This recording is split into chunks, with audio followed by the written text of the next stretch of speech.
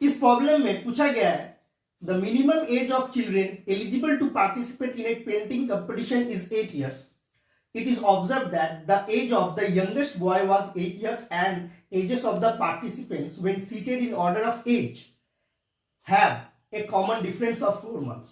If the sum of the ages of all the participants is 168 years, find the age of the eldest participant in the painting competition. मतलब एक painting competition है, उसमें जो participate करने का minimum age कितना है, 8 साल है. तो उस कंपटीशन में जो बच्चे, जो बॉयज पार्टिसिपेट कर रहे हैं, उसमें सबसे छोटा जो बॉय है, सबसे यंगेस्ट बॉय, उसका एज कितना है, 8 साल. अब जब अकॉर्डिंग टू एज हम बच्चों को बैठाते हैं, तो एक बच्चों के साथ दूसरे बच्चे का जो डिफरेंस है एज का, वो कितना है, 4 महीना, मतलब 4 months. तो पता चल रहा है कि ये प्रॉब्लम अरिथमेटिक प्रोग्रेशन यानी एपी का प्रॉब्लम है, जिसमें यंगेस्ट बॉय का एज कितना, 8 साल. उसके बाद जो बॉय बैठा हुआ है उसका एज कितना है, 8 साल 4 महीना. उसके बाद जो लड़का बैठा हुआ है उसका एज है 8 साल 8 महीना, क्योंकि 4 मंथ का क्या है, डिफरेंस है. इसी तरह बॉयज बैठे हुए हैं. अगर इन सब के एज को प्लस कर दिया जाए तो टोटल एज कितना आ रहा है, 168 ईयर्स. मतलब जितने भी बॉयज है सबके एज को अगर हम सम कर दे या प्लस कर दे तो टोटल एज कितना आ रहा है, 168 ईयर्स. तो एल्डेस्ट पार्टिसिपेंट जो है उसका एज निकालना है. तो जो एल्डेस्ट पार्टिसिपेंट होगा वो क्या होगा, लास्ट टर्म होगा इस एपी का. तो हमको क्या निकालना है, इस एपी का लास्ट टर्म निकालना है. गिवन क्या क्या है, ये फर्स्ट टर्म गिवन है 8 ईयर, तो ए हो गया कितना, 8. डिफरेंस कितना है, 4 महीने का डिफरेंस है, 4 मंथ का डिफरेंस है, तो डी हो जाएगा 4 मंथ. लेकिन मंथ को किस में लाएंगे हम लोग, ईयर में कन्वर्ट कर देंगे, तो 4/12 मतलब 1/3 ईयर. अब सम दिया हुआ है. अब कितने बच्चे हैं, कितने बॉयज है, वो तो पता नहीं है, मतलब एन हमको पता नहीं है. तो एस एन कितना दिया हुआ है, 168 ईयर्स, 168 एस एन. हमको लास्ट टर्म निकालना है. तो लास्ट टर्म निकालने का फॉर्मूला क्या होता है, a plus n minus 1 into D.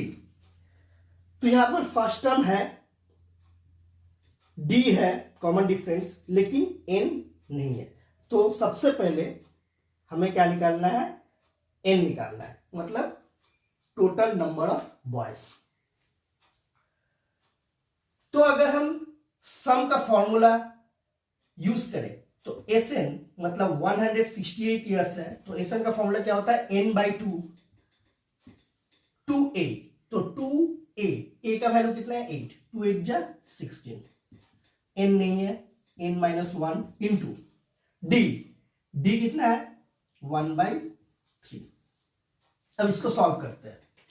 अब 2 यहां डिवाइड में है, 2 को यहां पर मल्टीप्लाई कर देते हैं. तो 2 इंटू 168, 2 8 जा 16, 2 6 जा 12 प्लस 1 कैरी था 13, 2 1 जा 2, 1 कैरी 3, मतलब 336. यहां बच गया n, यहां 16 प्लस n-1/3.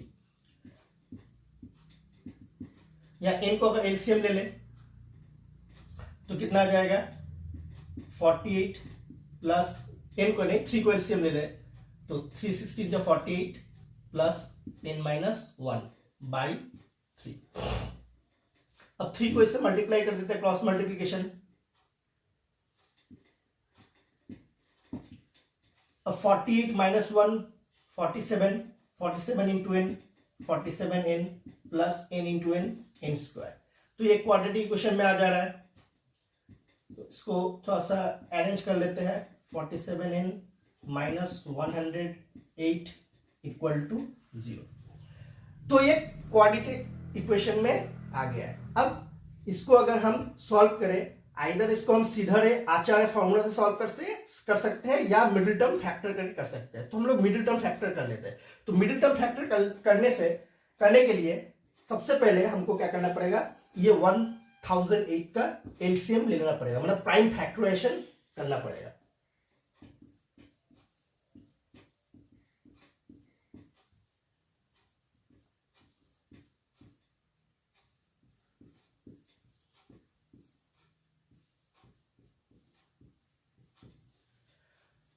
अब हमको ये जो मिडिल टर्म है इसका फैक्टर करना है। तो यहां प्लस है या माइनस है, मतलब ये मिडिल टर्म, ये 47 को हमको क्या करना है, डिवाइड करना है दो टर्म में। दो टर्म में जो लाएंगे माइनस करके लाना पड़ेगा।